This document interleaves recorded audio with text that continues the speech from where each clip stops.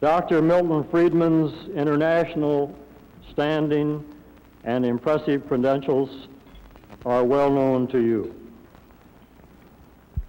He's a senior research fellow at Hoover Institution on War, Revolution, and Peace, based at Stanford.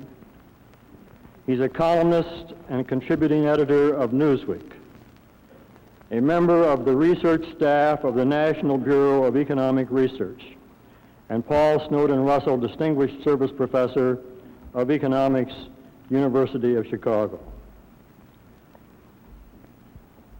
Dr. Friedman earned his PhD from Columbia University, but at least 11 others have chosen to recognize his outstanding contributions by conferring honorary degrees. His teaching and research posts, his extensive writings, his role as advisor to presidents and other heads of state have earned him a unique place as perhaps the leading economist of our times. The Nobel Prize in Economics awarded to Dr. Friedman in 1976 is one of the latest in a long list of his prestigious awards. When Dr. Friedman speaks, the nation's leaders take note. Dr. Friedman, we're honored to have you with us. We will listen closely now to a subject very vital to all of us, the future of our free society. Dr. Friedman.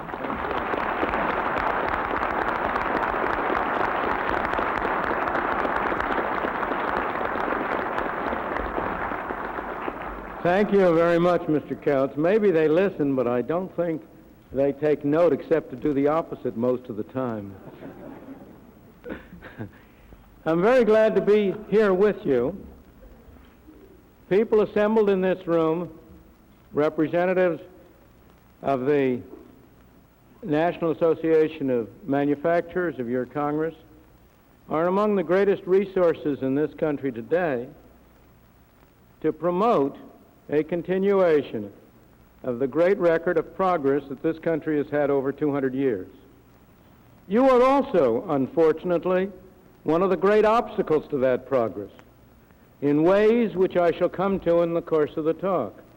Not because you intend to be, of course, but the great lesson which history teaches is that bad results seldom are produced by men of bad intentions. There's a famous biblical quotation about a road that is paved with good intentions. I shall come further to that point in a few minutes, but let me start and give my theme by quoting to you from the speech which Abraham Lincoln gave in 1858 when he was nominated for the Senate. It's his famous House Divided speech. And he said, and I quote, "A house divided against itself cannot stand. I believe this government cannot endure permanently half slave and half free. I do not expect the house to fall, but I do expect it will cease to be divided. It will become all one thing or all the other." Lincoln was prophetic for his time, but his words are as applicable to our time as they were to his. Only the form of slavery has changed. We in this country, in the past half century, have been moving away from a free society and toward an increasing degree of slavery. Not the kind of slavery that Lincoln talked about, but a kind that is no less destructive of the basic greatness and freedom of this country. A slavery in the form of an increasing role of government in our economy, of an increasing extent to which we are the subjects and the government the master instead of the other way around. The question I want to discuss today is whether we shall continue this trend or will halt and reverse it. If we continue the trend to a collectivist economy, continue the trend to a society controlled by government, we shall lose not only our economic advantages, but also our political freedom, our political liberty. We cannot continue half slave and half free, and if we continue in the direction of slavery, we shall end up as a collectivist totalitarian society. It will have a different form than others. America is different from others. However, we need not continue in that direction. We are masters of our own destiny. We can take thought and halt it. And the question is, shall we halt it? Shall we move toward a greater degree of freedom and reduce the extent to which we are being controlled? If you want to see a clear sign of the direction in which we have been moving, it is the fact that this meeting today is being held in Washington, D.C. There have been 81, I am told, previous Congresses of the National Association of Manufacturers. Not a single one was held here. Most of them was held in New York. You have now moved your offices, and a few years later, this Congress to Washington. Why? Because you have recognized increasingly that your masters are no longer primarily your customers, but increasingly government bureaucrats, elected and non-elected. I don't blame you for recognizing the change. You would be myopic in the extreme if you did not recognize that that is what happened. It is understandable that you choose to hold your meeting where the real power is. But it is a very clear sign of what has been happening in this country. As I'll come to later, I do blame you. Again, not as individuals and not as intentionally. I do blame you for helping to bring about the shift in power from the market to the government. Make no mistake about it. Human freedom cannot exist. Human freedom has never existed without a viable, healthy, free market economy. And that is what is being destroyed. That is what is being destroyed as much by its alleged friends,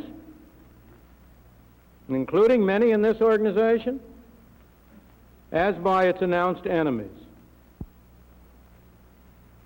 This country remains predominantly a free country. It remains the freest major country in the world. There are some minor countries that have a greater degree of freedom, but among the major countries, we remain the real stronghold of freedom. And yet, it is worth taking a few moments to look at how far we have come from a truly free economy, a truly free society. If we look at the problem of enterprise, of the business world, of free enterprise, we are all of us prone to get on the lecture platform and talk about the virtues of free enterprise. What does free enterprise mean? It does not mean what it is often taken to mean. It does not mean that private enterprises shall be free to do what they want, including restricting markets and keeping out competitors. That is not the fundamental meaning of the term or the meaning it has always had. Free enterprise means that anybody shall be free to set up an enterprise, to start small and grow big. And yet, in that sense, you are not free in this country to set up a bank unless you can get a certificate of convenience and necessity from a governmental official. You are not free in almost every city, with possibly the exception of Washington, D.C., to enter the taxicab business unless you either get a permit from City Hall or currently buy such a medallion, a permit to operate, from somebody who was lucky enough to get it some years back. You are not free to become a lawyer or a physician or a plumber or a mortician or a host of other occupations unless you can get a license from a state body certifying that you are free, that you may offer your services for sale.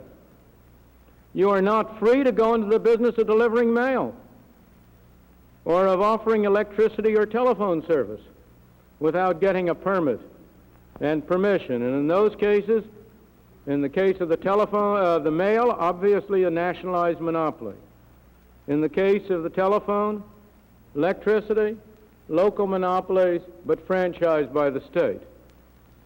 You are not free to go and raise money on the capital markets unless you will fill out the 400 or more pages of forms that SEC will demand of you at a cost which has had as one of its major effects a strong handicap to the emergence of new small enterprises in this country. In one of the most recent extensions of government power, you are not even free to make a bet with somebody on an organized exchange about what the price of wheat will be a year from now, since we have now set up a commission to control the commodity future exchanges. And I could go on and on. You people in this room can name, far better than I can, the enormous limitations which there are on your opportunity to engage in free enterprise in the true sense. If we go from the area of enterprise to control over your income and your property, every individual in this country works from the beginning of January to the end of May, roughly, in order to support governmental expenditures. Over 40% of the income of the American people is now spent on their behalf by civil servants, bureaucrats, others whom they have chosen to spend their money for them. This may be good, it may be bad, but with respect to freedom, it clearly means that we have given up control over 40% of our resources. We talk about how we must avoid socialism, yet every corporation represented in this room is owned to the tune of 48% by the U.S. government. We are 48% socialist. What does it mean if I own 1% of a corporation? It means I am entitled to 1% of its profits and must share 1% of its losses up to the extent of my limited liability. But the corporate income tax says that out of every dollar of profits, the government gets 48 cents. Out of every dollar of losses, the government loses 48 cents, up to the amount of profit that has been carried over, limited liability again. So, in the meaningful sense, not in terms of words, we are 48% socialist. Let us go away from the area of economic freedom, of the freedom to set up an enterprise, the freedom to control your own resources and your own income. Let's look at the political area. What has happened to the area of political freedom? Is there a corporate executive in this room who has free speech? I don't believe it.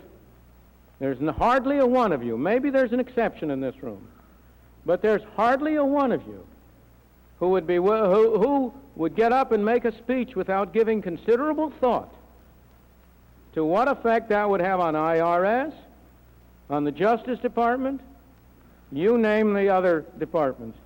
Let me quote from a letter that I received a while back from an executive vice president of an oil and gas association.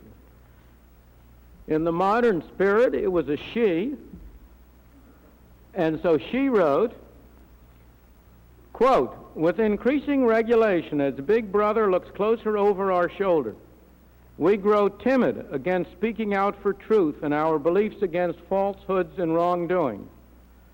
Fear of IRS audits, bureaucratic strangulation, or government harassment is a powerful weapon against freedom of speech."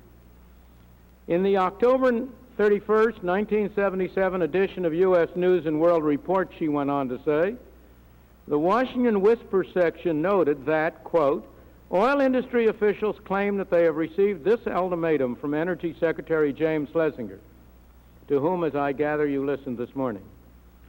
And his message was, support the administration's proposed tax on crude oil, or else face tougher regulation and a possible drive to break up oil companies.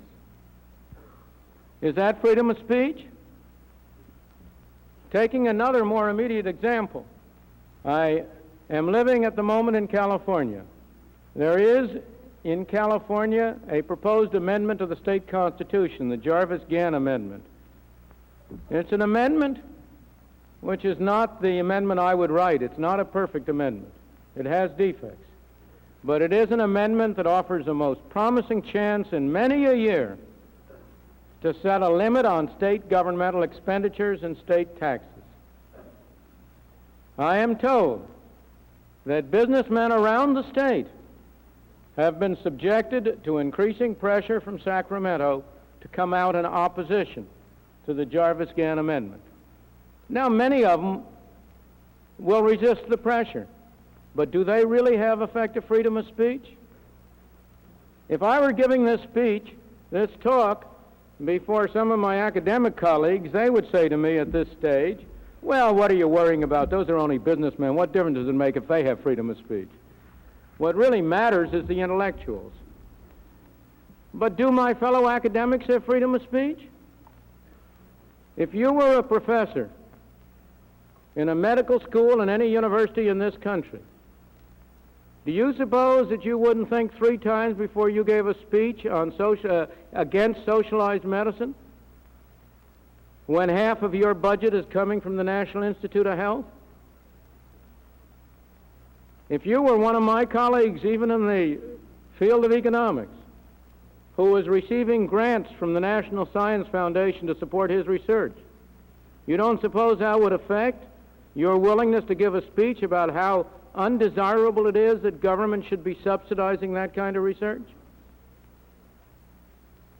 If you look at what is happening on the universities today in the area of affirmative action, if it weren't so important, it would be humorous and enjoyable, because there is no group in this country that haven't more coming to them.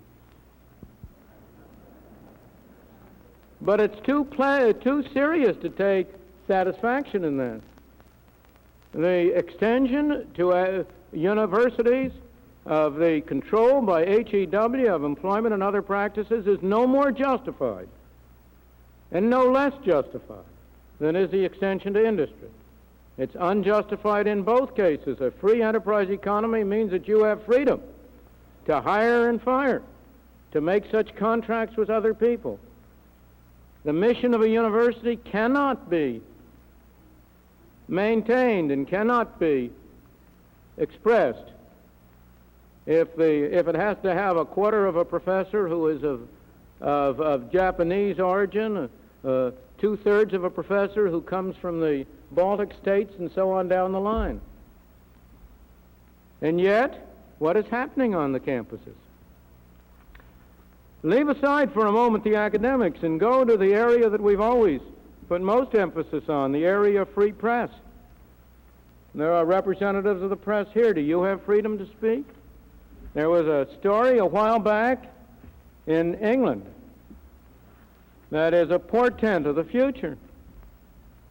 A union of pressmen on the London Times closed down the publication of the London Times for a day or two, I've forgotten for how long, because the London Times was proposing to print a news article which had some unfavorable comments about that union.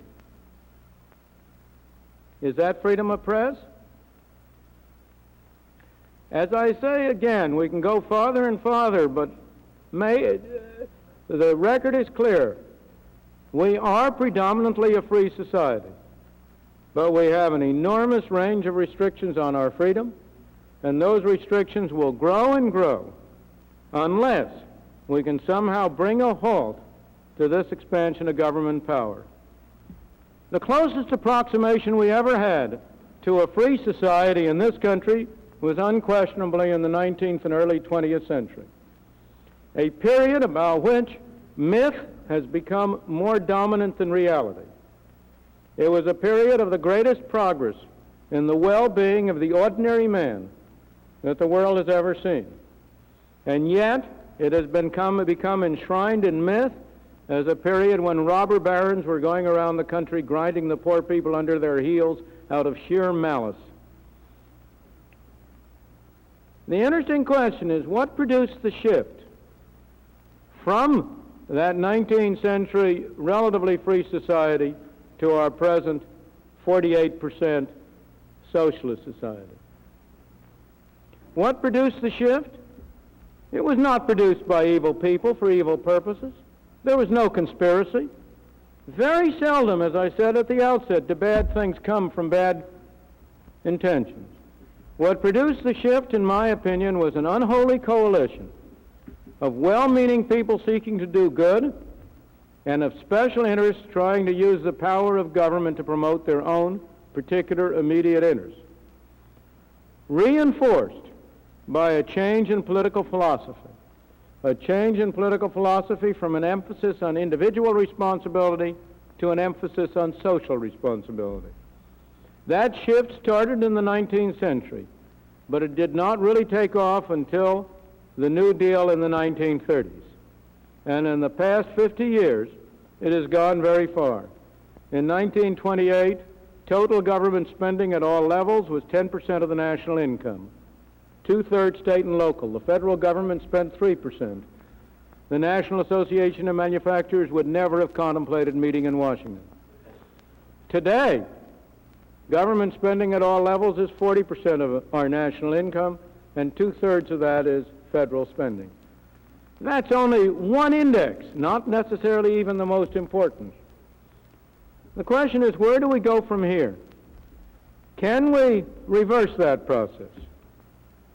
Many people will say, well, you can't reverse the process. Technological change, the development of a more complex and sophisticated economy requires big government. That is another of those myths that need to be punctured. If you look at where government has grown, it has not grown in those areas which can in any way be attributed to technological change. It has grown in the area of welfare transfer expenditures, of taking money from some people to give to others. And the only respect in which technological change has played a role in that is through the invention of the computer and of similar devices which make it more nearly practicable for the federal government to take from everybody and send checks to everybody.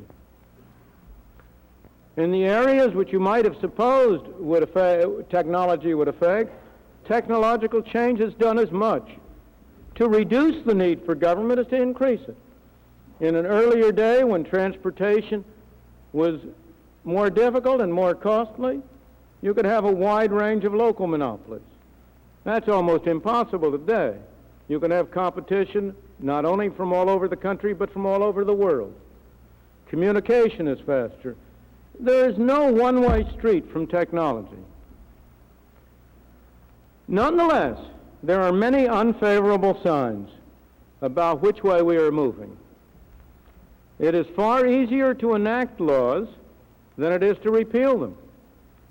The very people who oppose the enactment of a law will ultimately end up opposing its repeal, because once you enact the law, people get special vested interest in what's going on, not least of all the bureaucrats who enforce the laws.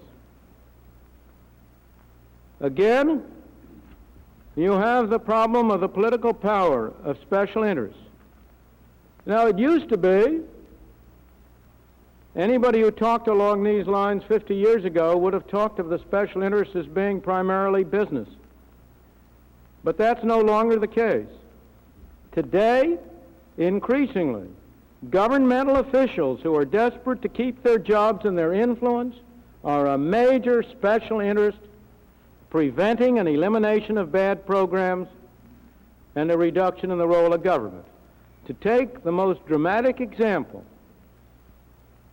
in 1970-71, then President Nixon proposed a major reform of the welfare system. he proposed something called a family assistance plan. I recommend to you the book by then Pat Moynihan at the White House, now Senator Moynihan, on the politics of the program, in which he points out that that program, that reform, was defeated primarily by the welfare establishment, by the people who were involved in running the many, many programs that would have been consolidated and eliminated under that reform. Again, in California and in Michigan and many other states, but California and Michigan are the two cases I know about personally, we had attempts to get constitutional amendments adopted limiting government spending, the spending of the state governments in those cases. Who defeated them? The most important single force defeating them was in Michigan, the Michigan Education Association, and in California, its counterpart. The bureaucrats in the educational establishment. Now, again, they're not doing it out of evil motives. Every individual has the capacity to rationalize his own interest as being the national interest. That goes for you and me, and let's never forget it.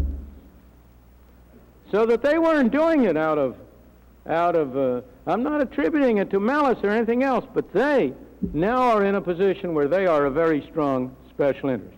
But let me turn to this audience, to business. I cannot complain as a believer in a free enterprise society in which human progress comes through the attempt by individuals to better their own lives, through Adam Smith's famous invisible hand. I cannot complain if business pursues its self-interest rationally and in an informed way. That is the main motive of every system. But I think I can complain, and I am impressed with the extent to which business, when it turns to matters of public policy, is short-sighted and operates against its own interests. I have been struck time and again by the contrast. A businessman dealing with his own firm will look 30, 40 years ahead. He will make long-range plans. He will not conduct his business in terms of what's going to happen in the next six months. But when he comes to the area of public policy, well, 6 months is a long time ahead to look. Let me give you some examples. In 1971, President Nixon imposed price and wage controls. In my opinion, by far, the action which he took which did the greatest harm to this country. One of the main reasons he imposed it and was able to impose it was because a large fraction of the business community supported it. I do not know how many people there are in this room who supported it, but I do know that at meetings of major businessmen before this was imposed, 2/3 or more were in favor of price and wage control. They thought it would be wage control. But apparently, conducting even a major business does not mean you know how to count. You count the votes and you know it's not going to be wage control, it's going to be price control. Businessmen have learned that lesson. Have they? I'm not sure. They are capable of doing the same thing again. I have the steel industry right now. Can the steel industry say it's against price and wage control? It cannot. Not when it welcomes government setting a minimum price on imported steel. If it approves a minimum price on imported steel, with what straight face can it oppose a maximum price on domestic steel? What's sauce for the goose is sauce for the gander. Does the banking industry oppose price and wage control? If I ask people in the banking industry, they'd say yes. But then are they really uniformly opposed to the maximum price of zero on the price they may pay for their main raw material, which is demand deposits? Legal prohibition on the payment of interest rates? It was the New York banking community that some years ago, with a few conspicuous exceptions, that stood out to the last minute for trying to peg the price of the dollar in foreign exchange markets, which produced the euro-dollar market, and the exodus of international financial business from New York. In both of these cases, I think this is short-sightedness. The steel industry may think it is getting some benefits currently. It will pay a very, very large price in the future for supporting a policy which is adverse to the national interest. Don't kid yourself. It is not in the national interest to make steel more expensive to consumers. It is not in the national interest to reduce the jobs available in the export industries. It is not in the national interest to allow government to step into still another industry and run it in great detail. The oil industry, which objects to energy policy right now. Some segments of it, some parts of it are supporting it. No industry in the country that has spoken in more glowing words about the virtues of free enterprise and done more to undermine free enterprise. From percentage depletion to pro-rationing of oil in the various states to oil import quotas in the 1950s, the oil industry has sought governmental intervention. How can it then complain if government intervenes now on the other side? Businessmen in general have been very much concerned, and rightly, about the fact that under an inflationary period, the tax treatment for depletion and for depreciation causes an overstatement of their taxable profits. They are right. How do they fight it? By asking for special measures for business. Why don't they have the foresight and the farsightedness to ask for indexation of the tax system in general for both business and private individuals and join themselves to a national cause instead of trying to get special benefits? I hear today all of this talk from the business community about taxes on business. We must lower the taxes on business. There are no taxes on business. Business can't pay taxes. Business executives may sign the check, but the taxes are paid either by customers or by workers or by stockholders. Only people can pay taxes. This building can't pay a tax. There are no taxes on business. And instead of the business community promoting that kind of talk, they ought to be promoting the opposite. They ought to be talking about taxes. But there are also some favorable signs which lead me not to despair of the preservation of a largely free society. The most favorable of all, of course, is the inefficiency of government. If government were really spending that 40% of our income, which it now takes efficiently, we'd be through. But fortunately, it's spending 40% of our income and getting 20%, roughly a 2-to-1 ratio. And this, in turn, promotes a recognition on the part of the public of the inefficiency of government, and it promotes a reaction against government. That reaction against government is very manifest. Its most promising sign today is a revolt of taxpayers in various states. The most promising movement I see ahead of us as a possible way to halt this trend is a movement toward constitutional amendments limiting government spending. And I urge all of you to look into those a little bit more. The United Kingdom gives an example that ought to give us a little bit of hope. The United Kingdom went down this road before we did and went much farther. It is now backing up. A Labour government in Britain has for 2 years reduced government spending as a fraction of income. It hasn't done it because it's changed its philosophy, but because, like every government, it does what is politically profitable. Let me close by asking, what is the role of business and what can business do about it? Business can do little, except, in my opinion, to become more sophisticated with respect to pursuing its own long-term interests, to look farther ahead, not to be short-sighted, to take up the issues and see where you're going to lead, to apply the same kind of planning, the same kind of analysis to public policies that you apply within your own companies. But businessmen can do a great deal. Businessmen are citizens. They are individuals. This country is a democracy. It is a representative government. We are doing these things that many of us regret in Washington because it has been politically popular to do so. And you and I can do our share as individuals to persuade ourselves and our fellow citizens that this is a road to a collectivist state, that this is a road which, if long continued, will destroy both our prosperity and our liberty.